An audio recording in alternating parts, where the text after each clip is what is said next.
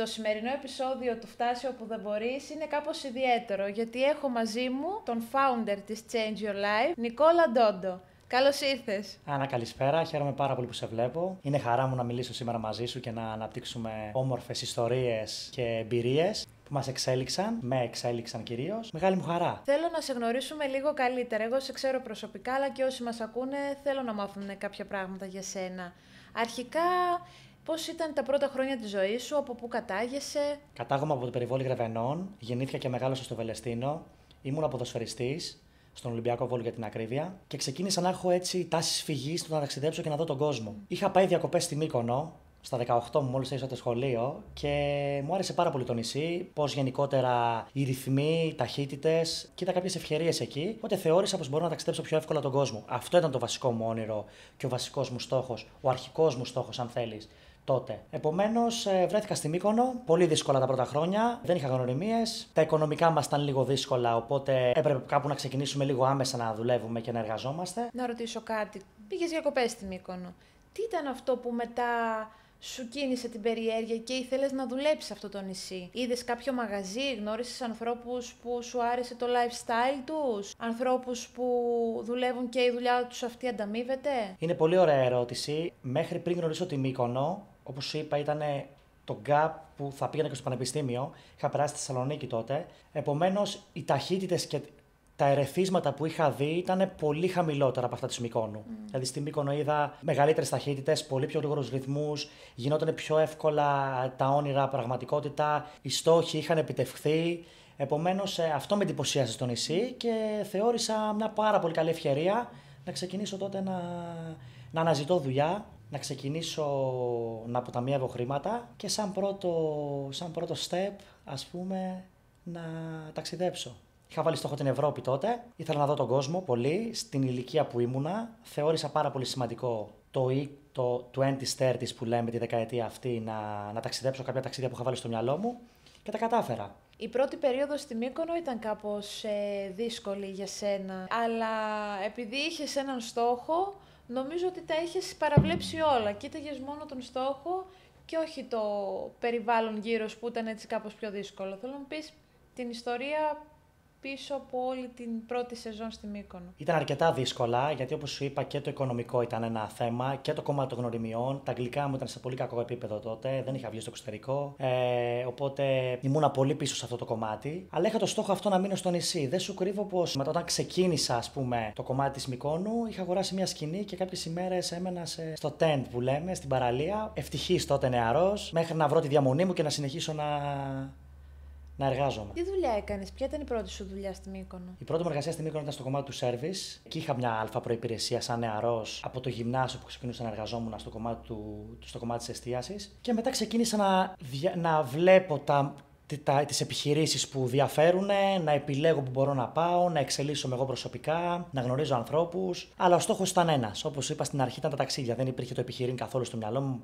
Ήμουν νεαρός, ήμουν 19 ετών όταν πήγα στη Μύκονο, 20 για την ακρίβεια. Και μετά το ένα έφερε το άλλο. Θέλω να μου πεις πόσες σεζόν έπρεπε να κάνεις για να καταλάβεις ότι κάτι αλλάζει στη ζωή σου, ότι θέλω να κάνω και άλλα πράγματα εκτός από τα ταξίδια. Εδώ θέλω να αναφέρω λίγο το κομμάτι των ενεργειών και το κομμάτι πού βρίσκεσαι και πώς συνδέεσαι με τους ανθρώπους και γενικότερα πώς μπορούν να σε ανεβάσουν οι άνθρωποι που συνεργάζεσαι. Επομένως, με τα χρόνια, 3 χρόνια αργότερα, όταν ξεκίνησα να εργάζομαι σε μεγαλύτερες επιχειρήσεις, με περισσότερα άτομα, με διαφορετικούς ανθρώπους, από το εξωτερικό ανθρώπους, ξεκίνησα να βλέπω και λίγο το επιχειρήν. Η αλήθεια είναι ότι όταν εργαζόμουν σε ένα μαγαζί της χώρας υποδοχή, είδα το κομμάτι του brokering, να το πω λίγο στα αγγλικά σαν έκφραση. Ήταν η παροχή υπηρεσιών, οπότε άρχισα να βλέπω το κομμάτι πώς μπορώ να παρέχω υπηρεσίες στους πελάτες που έρχονται στη Μύκονο, το hospitality, πώς να μπορώ να τους υποδέχομαι, να τους δείχνω την ελληνική κουλτούρα.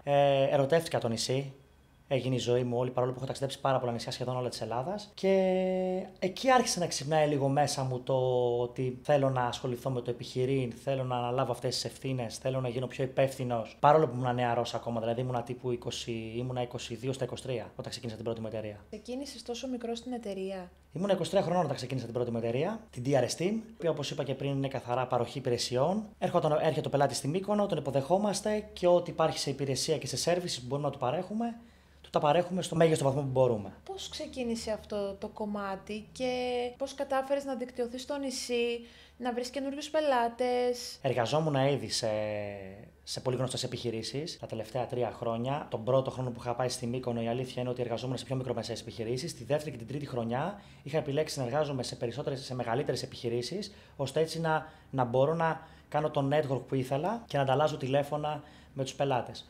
Αφού μετά δημιούργησα και βρήκα τον πρώτο μου προγραμματιστή και δημιούργησα το website μου, ξεκίνησα να στέλνω διάφορα emails, διάφορα μηνύματα στο WhatsApp, ότι έχω ξεκινήσει ένα καινούριο project, θα ήθελα να το στηρίξετε, και όλο αυτό μετά πήρε τα πάνω του, σχετικά γρήγορα. Είχες κάποιον μέντορα εκείνη την περίοδο που σε επηρέασε, συζητούσατε? Ευχαριστώ πάρα πολύ για αυτή την ερώτηση. Είναι φοβερή ερώτηση στο κομμάτι αυτό. Εδώ θέλω να πω πως έχουν περάσει διάφορες μέντορες από τη ζωή μου. Τι σημαίνει αυτό? Για παράδειγμα, όταν ήμουν νεαρός, ο μέντορας μου ήταν ο μεγάλος μου αδερφός. Είμαστε 5 αδέρφια στο σύνολο, 4 αγόρια, ένα κορίτσι. Ο μεγάλος μου αδερφός ήταν ο μέντορας μου στην ουσία. Μου άρεσε πάρα πολύ που ήταν κοινωνικός, ήταν δημοφιλής, ήταν αγαπητός, ήρεμος πολλές φορές. Οπότε ήταν πολύ καλός ποδοσφαιριστής, καλύτερος από μένα. Οπότε ήταν μέντορας μου. Μέχρι εκείνη την ηλικία, όταν ξεκίνησα να θέλω να ταξιδεύω, έπρεπε να αλλάξω μέντορα, γιατί ο αδερφός μου δεν ταξίδευε. Επομένως, βρέθηκε άλλος μέντορας στη ζωή μου. Δεν σου κρύβω πως μου άρεσε πάρα πολύ το yachting, μου άρεσε πάρα πολύ το κομμάτι της θάλασσας και ήθελα να ανεβαίνω σε σκάφη, ήθελα γενικά να έχω το touch αυτό με τη θάλασσα. Και τότε γνώρισα ένα μέντορα που ήταν πάνω στο κομμάτι αυτό. Ήταν 20 χρόνια μεγαλύτερος μου, είναι 20 χρόνια μεγαλύτερος μου και με βοήθησε σε πάρα πολλά πράγματα για εκείνη την ηλικία. Τον τρόπο που σκέφτομαι, πώς να εξελιχθώ, πώς να στέκομαι σε κάποιες συναντήσεις, πώς να μπορώ να παρουσιάζομαι. Θέλω να πω ότι αυτό και γενικότερα σαν τροφή για σκέψη, ας πούμε, ότι μπορείς να έχεις διαφορετικούς μέντορες για το κάθε πράγμα που σε ενδιαφέρει. Για παράδειγμα, στο επιχειρήν μπορείς να έχεις ένα μέντορα. Στο κομμάτι της ζωής και στο πώς θέλεις να ζεις τη ζωή σου στα 50 σου, ας πούμε, άλλο μέντορα. Οπότε δεν χρειάζεται να μείνεις στο κομμάτι έχω ένα μέντορα και είναι μόνο αυτό. Το κομμάτι του mentoring είναι πάρα πολύ όμορφη διαδρομή και γενικότερα το συστήνω ανεπιφύλακτα. Στην ουσία κερδίζεις πάρα πολύ χρόνο και προλαβαίνεις κάποια λάθη που θα έκανες. Αυτό με βοήθησε πάρα πολύ εμένα.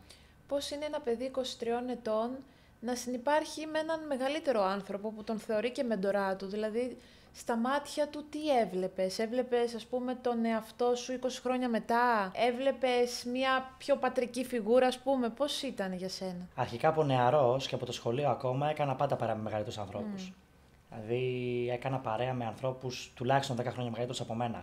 Οπότε ήταν πιο οικείο για μένα να μπορέσω να ενσωματωθώ σε μια τέτοια κοινότητα, ας πούμε. Αλλά σίγουρα εννοείται πως έβλεπα αυτό. Πάντα ήθελα να βλέπω τον εαυτό μου λίγο πιο μετά. Πάντα ήθελα να προσέχω τα επόμενα μου βήματα και με βοηθούσε πάρα πολύ αυτό. Με βοηθούσε πάρα πολύ. Περνάνε τα χρόνια, είναι η DRS από τις καλύτερες εταιρείες στη Μύκονο, έχει τους πελάτες σας. Όμως το όνειρό σου αρχίζει και μεγαλώνει. Πότε έρχεται στη ζωή σου η Change Your Life? Θα σου πω, η Change Your Life υπήρχε πάντα στη ζωή μου, διότι σαν νεαρός εγώ στερήθηκα το κομμάτι της έβρεσης εργασίας και ένα χέρι βοηθείας που λέμε, να μπορέσει τα skills που είχα και τις δυνατότητες που είχα σαν νεαρός, που αυτά δεν είναι skills πάντα, αυτό μπερδεύει καμιά φορά τη νέα γενιά. Πρέπει να ξέρω να κουβαλάω ένα δίσκο, πρέπει να μιλάω όποιτα στα αγγλικά. Διψούσα για να εξελιχθώ. Στην ουσία, ακόμα διψάω για να μάθω και να εξελιχθώ. Ήθελα να αλλάξω τη ζωή μου. Ήθελα να φύγω από το χωριό και από την κοινότητα που έμενα. Όχι γιατί κάτι έχει κοινότητα, ίσα-ίσα. Είμαι ευγνώμων που γεννήθηκα εκεί. Αλλά ήθελα να δω τον κόσμο. Επομένως, δεν μπορούσα να το πιστέψω όταν πήγα στη Μύκονο ότι δεν υπάρχει κάποιο γραφείο το οποίο να με βοηθήσει, αν θέλεις, να μην περάσω όσα πέρασα, να ενσωματωθώ σε μια ομάδα, να ξεκινήσω να εργάζομαι και να έχει μια πιο ομαλή πορεία τα πρώτα μου βήματα. Εκεί ξεκίνησε το κομμάτι της Change Your Life. Προσωπικό βίωμα στην ουσία. Το συζητούσα με τον εαυτό μου πάρα πολύ. Άρχισα να συστήνω κόσμο στη Μύκονο λόγω του ποδοσφαίρου και από τα social media. Έβλεπαν κάποιοι άνθρωποι που παίζαμε ποδόσφαιρο μαζί ότι εξελίσσομαι, ταξιδεύω, ξεκινάω και πετυχαίνω τους στόχους μου. Οπότε μου στέλνανε μήνυμα.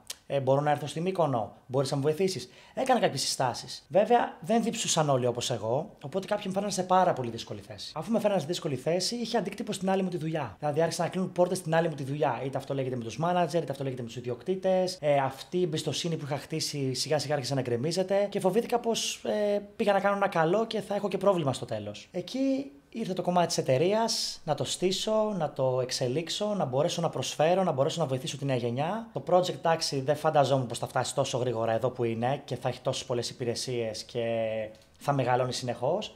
Αλλά είναι ένας σκοπός για μένα, αν θέλεις. Είναι κάτι το οποίο μου δίνει μεγάλη δύναμη, παρόλο που το κομμάτι των άλλων εταιριών είμαι επίσης, νιώθω πολύ όμορφα που έχω αυτή την πορεία, γιατί στην ουσία έκανα το lifestyle μου δουλειά. Εργασία, ας πούμε. Οπότε περνούσα πάντα όμορφα στο κομμάτι της εργασίας μου. Δεν το έβλεπα σαν εργασία ή δεν κουραζόμουν ποτέ. Αλλά η Change Your Life είναι κάτι το οποίο έγραψα πρόσφατα πως είμαστε η ελπίδα των γονιών και τα όνειρα των παιδιών. Μια τέτοια επιχείρηση δεν είναι συνηθισμένη στην Ελλάδα. Δεν τη βλέπουμε τόσο συχνά. Και ίσως πολλοί να δυσκολεύονται να εμπιστευτούν, να θεωρούν ότι είναι πολύ καλό για να είναι αληθινό. Θέλω να ακούσω από εσένα, που ουσιαστικά είσαι ο ιδρυτής, πώς ακριβώς ένας νέος μπορεί να εξελιχθεί μέσα από τη Change Your Life. Είναι ακριβώς αυτό που σου είπα πριν, είναι προσωπικό βίωμα. Προσπαθούμε στην ουσία να πάμε από το step 1 στο step 3, δηλαδή να κάνεις αυτή την απόσταση πολύ πιο εύκολα, να τη διανύσεις πολύ ευκολότερα από ό,τι το έκανα εγώ. Επίσης είμαστε εδώ για να ακούσουμε οποιαδήποτε φόβο σου, οποιαδήποτε ανασφάλειά σου. Δεν χρειάζεται δηλαδή να κλειστείς στον εαυτό σου, να ψάχνεσαι, να κάνεις overthinking, να έχεις όλα αυτά τα προβλήματα στο κεφάλι σου και να μην ξέρεις πώς να αντιδράσεις, πώς να προχωρήσεις. Είμαστε δίπλα σου. Στην ουσία, οποιαδήποτε βοήθεια μπορούμε να δώσουμε στο κομμάτι της εργασίας, στο κομμάτι της ψυχολογίας και στο κομμάτι του πλάνου. Αυτό είναι πάρα πολύ σημαντικό που λέω με το κομμάτι του πλάνου, γιατί από εκεί ξεκινάνε όλα, εκεί στηρίζονται όλα. Αν δεν υπάρχει πλάνο τουλάχιστον τριετίας, και μπορούμε να το αναπτύξουμε λίγο αυτό αν θέλεις, σίγουρα δεν θα πάνε καλά τα πράγματα. Αυτό είναι πάρα πολύ σημαντικό. Το ερέθισμα, επίσης, αυτό που μου είπες πριν για το κομμάτι ότι δεν υπάρχει στην Ελλάδα, είναι στο κομμάτι του Ντουμπάι. Όταν βρέθηκα στο Ντουμπάι, σε προλαβαίνω λίγο, Άννα, με συγχωρείς. Όταν βρέθηκα στο Ντουμπάι, υπήρχε μια εταιρεία εκεί που έκανε παρόμοια δουλειά με εμάς, ας πούμε, βοηθήσω τη νέα γενιά με κάποιο τρόπο. Οπότε εκεί κάπως έστησα το project μου και το εξέλιξα πάνω σε αυτούς. Δηλαδή τις διαφοροποιήσεις που μπορώ να κάνω για να γίνω international. Αυτά είναι στο Ντουμπάι κυρίως η εταιρεία. Και έτσι επέλεξα να είμαι στη Μύκονο, στο Ντουμπάι, στο Λονδίνο και στην Αθήνα. Στο Λονδίνο ζούσα κάποτε, έκανα ένα τρίμηνο, το οποίο ήταν πάλι σεζόν πριν το Ντουμπάι, πριν την Αυστραλία. Έχω ζήσει και στην Αυστραλία. Και έτσι στήθηκε το project. Και έρχονται νέοι προορισμοί, έρχονται νέα position και συνέχεια εξελίσσεται όλο αυτό. Θέλω να σταθώ και στο Ντουμπάι. Πώς ξεκίνησε το ταξίδι σου εκεί, ποια ήταν η αφορμή, γνώρισες κάποιον άνθρωπο στη Μύκονο που σου άνοιξε την πόρτα, έψαξες μόνος σου γιατί είδες ότι μπορείς να τα καταφέρεις και ότι μπορείς να ξεκλειδώσεις και μόνος σου τις πόρτες. Η αλήθεια είναι, όπως σου είπα πριν, ερωτεύτηκα τόσο πολύ το νησί που έψαχνα τη Μύκονο του χειμώνα, αν θέλεις. Για περίπου 3 χρόνια έκανα δοκιμαστικά. Βρέθηκα στην Αυστραλία, ήταν μια φοβερή σεζόν, αλλά πάρα πολύ μακριά. Το κομμάτι της Μυκόνου ήθελα να επιστρέψω πάντα. Βρέθηκα στο Λονδίνο, δεν ήταν ο καιρός που αναζητούσα και έτσι ανακάλυψα το Ντουμπάι. Στο Ντουμπάι ξεκίνησα σαν εργαζόμενος επίσης, πρωτού δημιουργήσω τις εταιρείες και εκεί. Ξεκίνησα πάλι να εργάζομαι στο κομμάτι της εστίασης. Στην ουσία το πλάνο μου ποιο ήταν να δικτυωθώ περισσότερο. Είχα βάλει στόχο τότε τους Άραβες. Το 2020-2021 στον COVID έρχονταν πάρα πολύ στη Μύκονο οι Άραβες. Το 2020 στον COVID οι Άραβες επιλέγανε τη Μύκονο σε μεγάλο βαθμό. Επομένως είπα γιατί όχι. Μπορώ να πάω 4 μήνες. Είχα ήδη ετοιμάσει το website μου, είχα ήδη βγάλει τις κάρτες για να μπορέσω να κάνω το δικό μου network και πήγε περίφημα. Πήγε εξαιρετικά καλύτερα από όσο το περίμενα. Εκεί βέβαια είχε πολλές εκπλήξεις. Μία από τις μεγαλύτερες εκπλήξεις ήταν ότι βρήκα τον μέντορα που αυτή τη στιγμή έχω, τον οποίο σέρβιρα και τώρα τυχαίνει και τώρα είμαστε ακόμα πιο κοντά από όσο περίμενα. Ο οποίος μου έδωσε μια οπτική που δεν την είχα δει τότε, γιατί είχα πάει μόνο για να φέρω πελάτες από το Ντουμπάι στη Μύκονο, να αναπτύξω τις υπηρεσίες μου και εκεί. Καθώς με ρώτησε για κάποιες υπηρεσίες ο συγκεκριμένος άνθρωπος, άρχισα να εξυπηρετώ σε πολύ λίγο χρονικό διάστημα. Δηλαδή, με λίγα λόγια, αυτό που κατάφερα να κάνω στη Μύκονο σε 3 χρόνια, κατάφερα να το κάνω στο Ντουμπάι σε 2 μήνες. Ουσιαστικά σε προσέγγισε ο μέντοράς σου, άρα είδε κάτι στα μάτια σου. Θέλω να μου πεις λίγο το σκηνικό όλο πώς έγινε. Είναι λίγο fun το story. Η αλήθεια είναι ότι δεν μου ζήτησε κάτι για μένα, για τις δικές μου δυνατότητες, κάτι τρελό, ας πούμε. Στην ουσία με φώναξε, μου λέει Νικόλα, σε παρακαλώ, θέλω να πάω στο DJ, ας πούμε, και να μου φέρεις το στικάκι της playlist που παίζει σήμερα. Λέω κανένα πρόβλημα, γύρισα μετά από 10 λεπτά, του το έδωσα. Μου λέει, το ζήτησα από 2 ακόμα άτομα πριν έρθω σε σένα και εσύ μου το έφερες. Εντάξει, εγώ δεν περίμενα ότι. Δεν έκανα κάτι σημαντικό, ας πούμε. Ήταν για μένα πολύ εύκολο αυτό. Τον ρώτησα, ας πούμε, αν θα έρθει και την επόμενη μέρα. Μου είπε όχι. Τι κάνεις εσύ? Του είπα ότι δεν εργάζομαι την επόμενη μέρα, ότι έχω ρεπό και με κάλεσε στο σπίτι του. Και εκεί ξεκινήσαμε να έχουμε την πρώτη επαφή. Πιστεύεις στην τύχη? Νικόλα. Πιστεύω πως η τύχη ευνοεί τον προετοιμασμένο νου. Όσο πιο προετοιμασμένος είσαι, τόσο περισσότερο θα έρθει και θα σε βρει η συγκυρία, ας πούμε, η κατάσταση. Και πιστεύω επίσης ότι όταν ο μαθητής είναι έτοιμος, εμφανίζεται ο δάσκαλος. Και εδώ έρχεται το κομμάτι του mentoring, που όταν θα είσαι έτοιμος να βρεις το μεντορά σου, θα έρθει και θα σε βρει εκείνος. Θέλω να σταθώ λίγο στο κομμάτι του mentoring. Προτείνω να βρεις το μεντορά σου για να διανύσεις πιο γρήγορα την απόσταση και γενικότερα το πλάνο που έχεις. Και αν δεν έχεις πλάνο, αν δεις τον εαυτό σου 20 χρόνια μετά, τα 20 είναι πολλά. 10, 5, βρες τον άνθρωπο που θέλεις να είσαι σε 5 χρόνια. Αν δεν έχεις την τύχη να το γνωρίσεις και να μπορείς να συζητάς μαζί του, όπως κάνω εγώ, που γι' αυτό είμαι ευγνώμων, και θέλεις για παράδειγμα να γίνεις τραγουδιστής, ας είναι ένα star, ή αν θες να γίνεις ηθοποιός, ας είναι στον τομέα του Hollywood. Αν πάλι δεν μπορείς το εκεί να τον βρεις, φτιάξ' τον, δημιούργησέ τον. Κλείσε τα μάτια σου και φαντάσου πώς θέλεις να είσαι στα επόμενα 5 χρόνια ή 10 χρόνια. Θα είναι γενικά πανέμορφη διαδρομή. Στο υπόσχομαι αυτό. Ένιωσες ποτέ αμφισβήτηση για όλα αυτά που έχεις κάνει? Πάρα πολλές φορές. Έχουμε περάσει όλα τα σκοτάδια μας. Το πιο δύσκολο για μένα κομμάτι ήταν ότι επέλεγα να ζω μακριά από την οικογένειά μου για πάρα πολύ καιρό. Ήμουνα περίπου 6 χρόνια και καλοκαίρι και χειμώνα και στις γιορτές μόνος μου. Οπότε αυτό ήταν πολύ δύσκολο για μένα να μπορέσω να προχωρήσω και να πιστέψω πιο πολύ στον εαυτό μου. Το καλό είναι ότι γνώρισα ανθρώπους και συνειδηπόρους έτσι στην πορεία μου που με ανέβαζαν με τον τρόπο τους. Πίστευαν σε μένα. Όχι μόνο μεντοράς μου και συνεργάτες μου και άνθρωποι που αναπτύξαμε φιλικές σχέσεις αργότερα. Πάντα υπήρχε αυτό το touch, αυτή η σύνδεση. Θέλω να μάθω το όνομα Change Your Life, τι ιστορία έχει. Θα σου πω, το Change Your Life στην ουσία δεν έχει να κάνει ακριβώς με μένα, γιατί δεν σου κρύβω ότι πάντα είχα μια ωραία ποιότητα ζωής. Δηλαδή και στο ποδόσφαιρο περνούσα όμορφα, και στο σχολείο περνούσα όμορφα, και στο πανεπιστήμιο πέρασα πάρα πολύ όμορφα, και στο στρατό πέρασα πάρα πολύ όμορφα. Θα σου πω ότι πάντα έβλεπα το θετικό της κατάστασης και γενικότερα ήμουνα πάρα πολύ θετικός. Οπότε όσες δυσκολίες και αν είχα, έμενα στο θετικό και το απολάμβανα. Αλλά έβλεπα τους γύρω μου. Δηλαδή, έβλεπα τους συμμαθητές μου, έβλεπα τους ανθρώπους του κύκλου μου, έβλεπα τους ανθρώπους που ζουν σε επαρχίες, ότι συνέχεια εμφάνιζαν το αρνητικό, συνέχεια εμφάνιζαν τα προβλήματα και όχι τη λύση, και προσπαθούσα να τους μεταπίσω με τις συζητήσεις από τότε. Δηλαδή, προσπαθούσα να τους δώσω μια όθηση, ρε παιδί μου, να πάνε μπροστά, και δεν το ακούγανε. Δηλαδή, μία που το ακούγανε και μία που το ξεχνούσανε. Πάλι τα ίδια την άλλη μέρα. Εστίασα σε αυτούς τους ανθρώπους. Ότι μπορείς να αλλάξεις τη ζωή σου. Δηλαδή, οποιοδήποτε σου πει ότι δεν μπορείς να ταξιδέψεις, μπορείς να αναφέρεις και εμένα. Ο Νικόλας ταξίδεψε. Μαζί πηγαίναμε σχολείο, για παράδειγμα. Ή δεν μπορείς να εργαστείς στη Μύκονο, ο Νικόλας τα κατάφερε. Εργάστηκε και δημιούργησε τις εταιρείες του. Ακόμα και για το Ντουμπάι. Δεν σου είπα να κάνεις τα άλματα ή τα βήματα που έκανα εγώ, ή τις ταχύτητες που έτρεξα εγώ, αλλά γίνεται.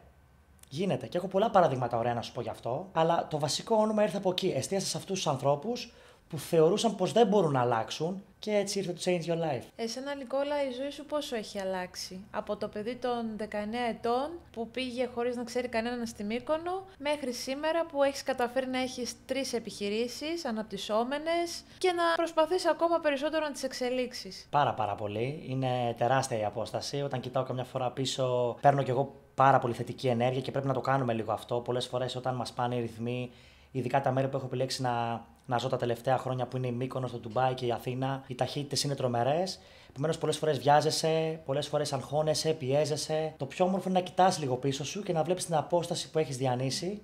Και γενικά αυτό είναι πάρα πολύ όμορφο. Έχουν αλλάξει πάρα πολλά πράγματα. Δεν άκουγα, ας πούμε, στο κομμάτι της αυτοβελτίωσης. Δεν διάβαζα βιβλία, πάντα μιλούσα πάρα πολύ. Έχω αλλάξει πάρα πολλά πράγματα και στα πιστεύω μου. Με έχουν βοηθήσει πάρα πολύ τα ταξίδια. Με έχουν βοηθήσει πάρα πολύ οι φίλοι που έχω επιλέξει να έχω. Αυτό είναι κάτι πολύ όμορφο, γιατί αν θέλω να σου πω πως τη σήμερον ημέρα έχουμε τη δύναμη της επιλογής. Επιλέγουμε με ποιους ανθρώπους θα κάνουμε παρέα, επιλέγουμε αυτό που θέλουμε να κάνουμε, επιλέγουμε τη ζωή που θέλουμε να ζήσουμε, επιλέγουμε ακόμα και το πώς θέλουμε να είναι η ψυχολογία μας. Και όλα αυτά συνδέονται. Έχεις απόλυτο δίκιο και θέλω να μου το αναλύσεις με τις επιλογές που έχεις κάνει εσύ. Πώς νιώθεις για τους φίλους σου, για όλα αυτά, για την ψυχολογία σου, για τους ανθρώπους που θες να έχεις γύρω σου. Ποια κριτήρια βάζεις? Αρχικά, δεν γίνεται να κάνεις τις σωστές επιλογές αν δεν έχεις κάνει τις λάθος επιλογές. Επομένως, τώρα σου μιλάω και λίγο εκ του ασφαλούς, στο επίπεδο που έχω φτάσει και στις συχνότητες που δουλεύουμε και γενικότερα με τους ανθρώπους που έχουμε επιλέξει. Θεωρώ πως το κομμάτι των επιλογών έρχεται τώρα και σε αναπτύσσει πολύ γρηγορότερα, σε ακούνε. Αυτό είναι πάρα πολύ σημαντικό που σου λέω. Όταν μιλάς δεν σε ακούνε όλοι. Εμένα, ας πούμε, όταν εργαζόμουν σε νεαρή ηλικία, ας πούμε, στη Μύκονο, μπορεί να μιλούσε και να έλεγα τις απόψεις μου, αλλά ένας κοιτούσε το κινητό, ο άλλος κοιτούσε το ρολόι. Επομένως, δεν με ακούγανε. Τώρα επιλέγω τους ανθρώπους, με ακούνε, με εξελίσσουν, τους εξελίσσω και μετά έρχεται το brainstorming και ανεβαίνουμε όλοι μαζί. Η απορία που έχω εγώ και μπορεί να έχουν και άλλοι όσοι μας βλέπουν, μας ακούνε, είναι το ότι έχεις ταξιδέψει σε πάρα πολλές χώρες, υπήρους. Τι είναι αυτό που σε κρατάει στη Μύκονο όμως? Η Μύκονος είναι το κέντρο μου. Βρήκα το κέντρο μου και αυτό με κάνει να νιώθω δυνατός. Είναι η βάση μου. Αγαπάω το νησί. Έχω ανθρώπους που με περιμένουν εκεί και όταν τα λέμε του χρόνου, μας παίρνουν δάκρυα χαράς και ταυτόχρονα λύπης. Γενικότερα συνδέθηκα πάρα πολύ με το νησί. Αγκάλιασα όλες αυτές τις δυνατότητες που μου έδωσε. Και δεν μπορώ να ξεχάσω ότι ήταν ο βασικός λόγος που ταξίδεψα. Η Μύκονος ήταν ο βασικός λόγος που ταξίδεψα και τα ταξίδια μου μετά γίνανε για μένα μπήκαν στην καθημερινότητά μου. Είναι πλέον κάτι πολύ απλό για μένα να ταξιδέψω σε οποιοδήποτε μέρος του κόσμου. Τώρα, μπορεί κάποιοι νέοι που μας ακούνε να θέλουν του χρόνου να πάνε σεζόν στη Μύκονο. Τι θα τους συμβούλευες εσύ και αν μπορεί ο κάθε νέος να ξεκινήσει μια σεζόν στη Μύκονο, σε τι πόστα, πώς είναι εκεί τα πράγματα, αν υπάρχουν ευκαιρίες ακόμα όπως πριν 10 χρόνια που ξεκίνησες εσύ? Υπάρχουν πάρα πολλές ευκαιρίες. Οποιοςδήποτε νέος μπορεί να έρθει στη Μύκονο, οποιοςδήποτε μπορεί να εξελιχθεί και να προχωρήσει και να προσθεθεί σε διάφορες επιχειρήσεις. Το πιο σημαντικό είναι να δει το δάσος και όχι το δέντρο. Να μην μείνει δηλαδή στο κομμάτι το οικονομικό. Πρέπει να δει το κομμάτι το ενεργειακό, πρέπει να δει το κομμάτι των γνωριμιών, πρέπει να δει πώς θα εξελιχθεί αυτός ο ίδιος και πού μπορεί να φτάσει και να δει λίγο τον εαυτό του 3 χρόνια μετά και θα έρθει το οικονομικό. Money comes, λέει μια παροιμία. Έχουν ακουστεί πολλά για αυτό το νησί και θετικά και αρνητικά. Πολλοί θεωρώ ότι θέλουν λίγο έτσι κάπως να ρίξουν την αξία της. Εσύ ως ένας άνθρωπος που ζεις τα τελευταία χρόνια στο νησί, ειδικά τους καλοκαιρινούς μήνες, τι θα έλεγες σε αυτούς τους ανθρώπους που υποβαθμίζουν το νησί? Θα το πω με μία μόνο φράση. Σίγουρα η Μύκονος περνάει μία κρίση, αλλά η κρίση γεννάει κρίσους. Επομένως, έχει πάρα πολλές ευκαιρίες. Τα όνειρά σου ποια είναι? Έχεις καταφέρει να έχεις κάνει όλα αυτά που συζητήσαμε? Υπάρχουν όνειρα που έρχονται στο μυαλό σου, που να είναι κάπως ή διαφορετικά ή να συνδέονται με όλα αυτά? Θα ήθελα να είναι λίγο η ερώτηση πιο συγκεκριμένη. Αν είναι στο επιχειρήν, το όνειρό μου δεν σου κρύβω πως είναι να γίνω ξενοδόχος. Θέλω να δημιουργήσω τα δικά μου ξενοδοχεία. Νιώθω πολύ όμορφο όταν έρχεται οποιοδήποτε πελάτη στη Μύκονο, οποιοδήποτε άνθρωπος και γενικότερα του δείχνω το νησί, του δείχνω το χώρο μου. Μου αρέσει πάρα πολύ όλο αυτό. Να του μοιράζομαι όλα αυτά που έχω αποκτήσει και γενικότερα όλες μου τις εμπειρίες. Και νομίζω πως βασικά είμαι σίγουρος πως το κομμάτι του ξενοδοχειακό, που θα μπορώ δηλαδή να σου δίνω και τη διαμονή, που είναι ένα 80% βασικότερο κομμάτι για να σου μείνει μια καλή εντύπωση σε οποιοδήποτε μέρος και να ταξιδέψεις, θα είμαι ο ιδανικός. Το επιχειρήν άρα δεν σταματάει ποτέ από ό,τι καταλαβαίνω. Δηλαδή, έτσι και ασχοληθείς, ανοίξεις μια επιχείρηση, μετά θέλεις αυτό να το ανθίσεις και να κάνεις περισσότερες. Το έχω ακούσει και από άλλους ανθρώπους που ασχολούνται. Κοίτα, η αλήθεια είναι πως είναι ένα μικρόβιο, είναι ευχή και κατάρα. Κάποιοι άνθρωποι το ελέγχουν, κάποιοι άνθρωποι σταματάνε, κάποιοι άνθρωποι συνεχώς εξελίσσονται. Δεν είναι το οικονομικό κομμάτι. Από ένα σημείο και μετά, δεν έχω φτάσει βέβαια σε αυτό το σημείο, από ένα σημείο όμως και μετά σταματάς να λειτουργείς για το οικονομικό. Είναι το παιχνίδι αυτό που σε εξητάρει, σου δίνει ζωή, νιώθεις πιο δυνατός, πατάς τα πόδια σου και γενικότερα είναι κάτι το οποίο θες συνεχώς να το εξελίσσεις. Αυτό ακριβώς, επειδή σε ξέρω και προσωπικά, ξέρω ότι θες απλά να επενδύεις. Δεν σε νοιάζει ούτε το επιχειρήν για σένα δεν είναι ένα καλό αυτοκίνητο ή ένα πολύ ακριβό σπίτι, είναι κάτι άλλο και θέλω να σταθούμε σε αυτό. Το ότι το χρήμα δεν είναι το πρωταρχικό, ας πούμε, ο πρωταρχικός στόχος σου. Όχι, αλήθεια είναι ότι δεν είναι. Ποτέ δεν ήταν, να σου πω την αλήθεια. Πάντοτε ταξίδευα τον κόσμο και με πολύ λίγα χρήματα έως καθόλου. Επομένως, το επιχειρήν για μένα είναι αυτό που σου είπα και πριν. Είναι το κομμάτι των επενδύσεων, είναι το κομμάτι του παιχνιδιού και των ευκαιριών. Στην ουσία, έχω την ικανότητα να είμαι σε νεαρή ηλικία επιχειρηματίας.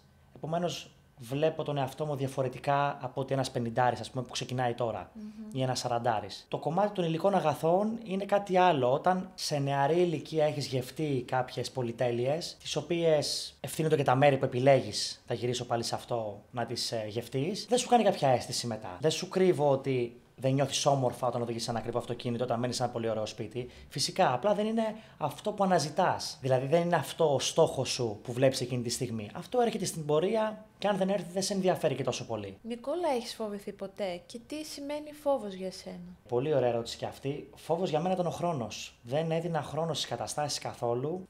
Βιαζόμουν πάρα πολύ, γι' αυτό και όλη αυτή η πορεία πήγε τόσο γρήγορα. Τώρα βρίσκομαι σε ένα σημείο καμπής, το οποίο το έχω βρει με τον χρόνο. Έχουμε γίνει λίγο φιλαράκια. Δουλεύω πάρα πολύ τη λέξη timing, ότι όλα γίνονται την κατάλληλη στιγμή και αυτό που λέγαμε πριν ότι πρέπει να είσαι έτοιμος για τις περισσότερες καταστάσεις. Είναι πάρα πολύ σημαντικό γιατί πάλι θα γυρίσω στο πριν ότι αν δεν είσαι έτοιμος και έρθει μια κατάσταση, θα σε γκρεμίσει γρηγορότερα και θα χρειαστείς περισσότερο χρόνο για να ξανασηκωθείς. Επομένως, κάποια πράγματα που δεν γίνονται, γίνονται για καλό. Αυτό είναι πραγματικότητα. Μία άλλη φοβία είναι να πάψω να ονειρεύομαι. Αυτή είναι μία... Δηλαδή πριν κοιμηθώ, συνεχώς ονειρεύομαι. Φτιάχνω πράγματα, σκέφτομαι, υπεραναλύω, πάω πιο μακριά, μπαίνω σε καταστάσεις, ίσως πολλές φορές μπαίνω στα ξενοδοχεία μου, παρόλο που δεν έχουν γίνει, και φτάνω σε μεγαλύτερο σημείο γιατί δεν θέλω να σταματήσω να ονειρεύομαι. Είναι πάρα πολύ ωραίο και αισιόδοξο για όσους μας ακούν, γιατί φαντάζομαι θα μας ακούν και πολλοί νέοι άνθρωποι, ότι τα όνειρα είναι για να τα ζούμε και να τα κάνουμε πραγματικότητα, αν συμφωνείς κι εσύ. Συμφωνώ, 100%. Όλα αυτά τα βιώματα, οι στόχοι, τα όνειρα, έχουν προέλθει από κάπου, από κάποια βιβλία που ίσως έχεις διαβάσει, από μια ταινία που μπορεί να σου άλλαξε τη ζωή, από ένα τραγούδι, έναν στίχο? Άννα, σε ευχαριστώ για αυτή την ερώτηση. Η αλήθεια είναι πως τα τελευταία 4 χρόνια από τότε που μπήκα στο επιχειρήν ξεκίνησα να διαβάζω πάρα πολλά βιβλία, κυρίως αυτοβελτίωσης. Αυτό ήθελα να αλλάξω. Πάντα θέλω να εξελίσσομαι, πάντα θέλω να μαθαίνω, πάντα θέλω να ακούω. Πλέον, αν μιλούσαμε με τον Νικόλα 10 χρόνια πριν, ήταν καμία σχέση. Επομένως, ναι, τα βιβλία πάρα πολύ, φυσικά οι ταινίες. Και έχω και ένα άλλο έτσι προτέρημα, θα το πω. Για μένα είναι προτέρημα, για κάποιους δεν είναι. Η μνήμη. Έχω φοβερή μνήμη. Στο οποίο η μνήμη έχει ένα καλό για μένα, φυσικά, γιατί ευτυχώς έχω ζήσει ωραίες, όμορφες στιγμές και ωραίες καταστάσεις στη ζωή μου. Φυσικά και δυσάρεστες, αλλά οι περισσότερες είναι ωραίες. Για κάποιον όμως που έχει πολύ καλή μνήμη και έχει μια άσχημη πορεία στη ζωή του, δεν θα μπορεί να ξεφύγει από το παρελθόν αυτό. Επομένως, η μνήμη για μένα λειτουργεί σαν προσόν, σαν μεγάλο προσόν. Και γι' αυτό και θέλω να κλείσω την ερώτηση που μου έκανες, ότι υπάρχει μνήμη και θυμάμαι τις καταστάσεις, θυμάμαι τις ταινίες, θυμάμαι τα τραγούδια που με άγγιξαν, θυμάμαι τα βιβλία που διάβασα και έτσι συνεχίζω. Έχεις να μας προτείνεις κάποιο από τα βιβλία που έχεις διαβάσει? Φυσικά, θα σου πω τη δική μου πορεία. Ξεκίνησα με το Δώρο του Ξενάκη, το οποίο στην ουσία σου δείχνει πώς να αγκαλιάσεις και να δεις όλες τις καταστάσεις γύρω σου. Γενικότερα, ακόμα και μια απλή λέξη, μια απλή φράση, μια καλημέρα, μια καληνύχτα, μια προσευχή, οτιδήποτε, σε κάνει να νιώθεις πολύ όμορφα μέσα σου. Ένα πολύ σημαντικό. Μετά μπήκα λίγο Ρόμπιν Σάρμα στο κλαμπ των 5, είχε την επιχειρηματικότητα, είχε το πλάνο, είχε πολύ όμορφα πράγματα. Σκέψου και πλούτησε, Ναπολέον Χιλ, το επιχειρήν, αγαπημένο βιβλίο, είναι φοβερά τα παραδείγματα, απίστευτο. Ο μοναχός που πούλησε τη Φεράρι του, πάλι Ρόμπιν Σάρμα, και ο γίγαντας του Τόνι Ρόμπινς. Όλα αυτά τα βιβλία είναι και αυτοβελτίωσης και το επιχειρήν και πολύ ωραία παραδείγματα από ανθρώπους που πέτυχαν, από ανθρώπους που πρόσφεραν. Γιατί στην ουσία τι να την κάνεις την επιτυχία, άμα δεν την μοιράζεσαι. Μου δίνεις και μια πολύ ωραία πάσα να αναφέρω την Change Your Life και το έργο της. Γιατί δεν είναι μόνο ένα γραφείο έβρεσης εργασίας, είναι πολυχώρος, είναι μια πολυδιάστατη επιχείρηση. Όπως ξέρουμε όλοι και μέσα από τα social media, κάνουμε και πολύ ωραία σεμινάρια αυτοβελτίωσης, επαγγελματικού προσανατολισμού. Ήταν αυτή η έμπνευση από τα βιβλία που ήθελες να τη φέρεις και στην εταιρεία? Μου έκανες και εσύ μια πολύ ωραία πάσα, να σου πω πάλι για ένα βίωμα. Όπως είπα, όλο το κομμάτι της εταιρείας Change Your Life έχει ξεκινήσει από προσωπικά βιώματα. Το πρώτο είναι το δικό μου. Το δεύτερο ήταν του μικρού μου αδερφού, όταν έπαθε την πρώτη του κρίση πανικού στη Μύκονο. Ήταν μια ιστορία θλιβερή από τη μία, διότι φοβήθηκα κι εγώ ότι έπαθε, θα τα παρατήσει, βλέπει εμένα γιατί να τα παρατήσει και με τον τρόπο που στο μυαλό μου τον πίεζα, αλλά μετά ήταν μια άλλη οπτική να του μιλήσω. Επομένως, όταν ξεκίνησα να του μιλάω, ένιωθε ένα τίποτα. Ένιωθε δηλαδή, όπως έχω ξαναπεί, η γενιά αυτή γεννήθηκε στην κρίση, ενηλικιώθηκε στον COVID, έχει κομμένα τα φτερά, έχει μεγαλώσει με λέξεις που δεν είναι θετικές. Δεν τους πίστεψε δηλαδή η κοινωνία της δεκαετίας αυτής, τα χρόνια που διανύσαμε. Επομένως, όταν μίλησα μαζί του, άρχισε να μου λέει ότι δεν είμαι τόσο καλός, δεν είναι τα αγγλικά μου καλά, δεν ξέρω να ανοίγω, ας πούμε, μια φιάλη κρασί κτλ. Και το πήγα ανάποδα. Δεν ξέρω πώς λειτουργήσα έτσι. Μάλλον είναι αυτό που λες. Είχα ξεκινήσει να βλέπω διαφορετικές οπτικές μέσα από τα βιβλία που διάβαζα και άρχισα γενικά να μην κρίνω. Να μην κρίνω μια κατάσταση. Άρχισα να τη βλέπω, να την ακούω και να έχω μια διαφορετική οπτική πάνω στο θέμα. Οπότε άρχισα να του λέω τα θετικά του. Είσαι νέος, θέλεις να εξελιχθείς, δουλεύεις για την ομάδα, είσαι πολύ καλό παιδί, είσαι κοινωνικός. Όταν του τα είπα όλα αυτά, μου απάντησε: τα έχω όλα αυτά. Δεν του τα είχε πει κανείς δυστυχώς. Και δεν ήταν μόνο το κομμάτι της οικογένειάς μου που δεν του τα είχε πει και του τα έλεγα εγώ λίγο περισσότερο ή ο αδερφός μου λίγο λιγότερο ή η μαμά μου ή οποιοδήποτε. Η κοινωνία δεν του τα έλεγε. Επομένως εκεί ήρθε το κομμάτι της αυτοβελτίωσης. Κοιμήθηκα το βράδυ και σκέφτηκα το project πώς θα εξελιχθεί. Σκέφτηκα ότι αυτή η γενιά χρειάζεται μια φωνή, χρειάζεται μια βοήθεια. Μπήκαν τα σεμινάρια αυτοβελτίωσης. Θέλαμε γενικότερα και θέλουμε να μπει σε μια ομάδα 10 ατόμων, 20 ατόμων, να ανταλλάσσεις απόψεις, να μιλήσεις, να ακουστείς, να εξελιχθεί. Ήρθε το ψυχολογικό support, η ψυχολογική υποστήριξη, το οποίο είναι και αυτό πολύ όμορφο. Ούτε εγώ το είχα σαν νεαρός. Να μπορώ να μιλάω με έναν ειδικό και να με ξεμπλοκάρει, γιατί στην ουσία τι παθαίνεις, μπλοκάρεις. Θες ένα κλικ για να σε ξεμπλοκάρει κάποιος. Ίσα-ίσα να το κάνει και ένας ειδικός, είναι πολύ καλύτερο όλο αυτό. Και τώρα ήρθαν τα podcast, τα οποία θα μείνουν στην ιστορία. Είναι κάτι πολύ όμορφο και χαίρομαι γι' αυτό, γιατί ακούγονται ιστορίες ανθρώπων που και τα καταφέρνουν και πετυχαίνουν και είναι σε πολύ νεαρή ηλικία κάποιοι και μπορείς να τα ακούς, να τα βλέπεις, να τα δείχνεις. Κάποιος σου κουνήσει το δάχτυλο να πεις ότι αυτός το έκανε, ας πούμε, γιατί να μην το κάνω εγώ. Το όραμά σου από όλα αυτά που συζητήσαμε και το όραμα της εταιρείας είναι να φτιάξουμε έναν επαγγελματία ο οποίος θα βγει στην αγορά εργασίας. Αυτό καταλαβαίνω. Του βρίσκεις δουλειά, τον προετοιμάζεις ψυχολογικά, του δίνεις αυτοπεποίθηση, τον προσανατολίζεις, γιατί έχουμε και τον επαγγελματικό προσανατολισμό. Οπότε ουσιαστικά μέσα από την Change Your Life μπορείς να βγεις έξω στην κοινωνία και στην αγορά και να είσαι έτοιμος σε όλα τα επίπεδα. Όχι μόνο με ένα καλό βιογραφικό, αλλά και μέσα σου ως άνθρωπος και ως ένας επαγγελματίας που θέλει να δείξει έναν καλό εαυτό. Ακριβώς.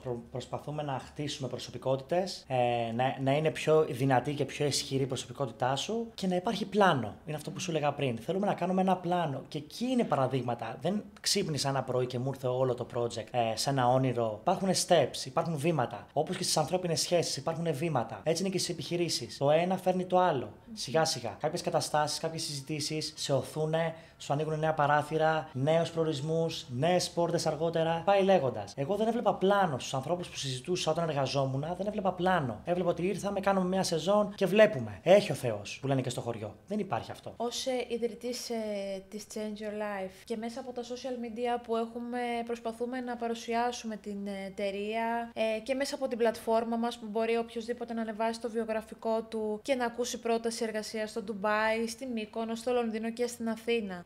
Εσύ τι ακούς από τους ανθρώπους αυτούς που είτε θα έχουν κάνει εγγραφή στην πλατφόρμα, είτε θα μας έχουν δει στο Instagram, στο TikTok. Βλέπεις ότι ενθουσιάζονται, βλέπεις ότι θέλουν να μάθουν περισσότερα, να δουλέψουν, να βελτιωθούν και εκείνοι. Όπως είπα και πριν, η λέξη ασφάλεια καλύπτει όλο το ερώτημά σου. Νιώθουν ασφαλείς, κάποιοι μας ξέρουν και προσωπικά, έχει γίνει και μετά η σύσταση με τον έναν στον άλλον και γενικότερα μας πιστεύουν πολύ περισσότερο. Και αυτό που θέλουμε να κάνουμε εμείς είναι αυτό, να είμαστε μαζί τους, δηλαδή να τους εξελίσσουμε και να πηγαίνουμε σε αυτή την πορεία από την ίδια πλευρά. Αυτό με ενδιαφέρει κυρίως. Δεν θέλουν να είναι μόνοι τους, όπως ήμουνα εγώ. Και μια άλλη έτσι συμβουλή που θα ήθελα να δώσω είναι ότι αν δεν έχεις τίποτα, δεν έχεις τίποτα να χάσεις. Εγώ έτσι ξεκίνησα. Αυτό δεν το έχω πει εγώ, το έχει πει ο Παύλος Σιδηρόπουλος. Αλλά είναι πολύ όμορφη φράση. Είχα ξεκινήσει έτσι και παραμένει στη ζωή μου. Παρόλο που τώρα έχω κάποια πράγματα, δεν με ενδιέφερε. Ήμουν νεαρός, ήθελα να ζήσω ένα ωραίο καλοκαίρι, ήθελα να πάρω κάποιες εμπειρίες και επέλεξα να πάω στη Μύκονο. Θέλω έτσι να σκέφτεται και η νέα γενιά. Είναι απλό. Είναι απλό και με τη Change Your Life είναι ακόμα πιο απλό. Νικόλα, για όλα αυτά που έχεις καταφέρει, νιώθεις ευγνωμοσύνη? Νιώθω ευγνώμων για 3 πράγματα. Το πρώτο και το πιο σημαντικό είναι που κατάφερα και έφερα την οικογένειά μου στη Μύκονο. Πλέον δεν είμαι μόνος. Το δεύτερο είναι ότι είμαι πάρα πολύ φίλος με τα αδέρφια μου. Και το τρίτο είναι ότι έχω πραγματικούς φίλους. Γι' αυτό νιώθω υπέροχα που σε αυτή την ηλικία το έχω καταφέρει και το καταλαβαίνω. Από όλα αυτά που είπαμε και από την τελευταία ερώτηση που σου έκανα, καταλαβαίνω ότι για σένα πάνω απ' όλα είναι ο άνθρωπος. Γι' αυτό και δουλεύω πάνω στον άνθρωπο. Νικόλα, σε ευχαριστώ πάρα πολύ για αυτή τη συζήτηση, για αυτό το podcast που κάναμε παρέα. Νομίζω ότι το φτάσει όπου δεν μπορείς σε αντιπροσωπεύει απόλυτα. Ελπίζω να έχουμε δώσει και έμπνευση στους ανθρώπους που μας άκουσαν σήμερα. Εννοείται ότι έρχονται και άλλα podcast με ανθρώπους οι οποίοι και αυτοί έχουν ένα success story να μας πούν. Πραγματικά σε ευχαριστώ. Άννα, εγώ σε ευχαριστώ, να είσαι καλά.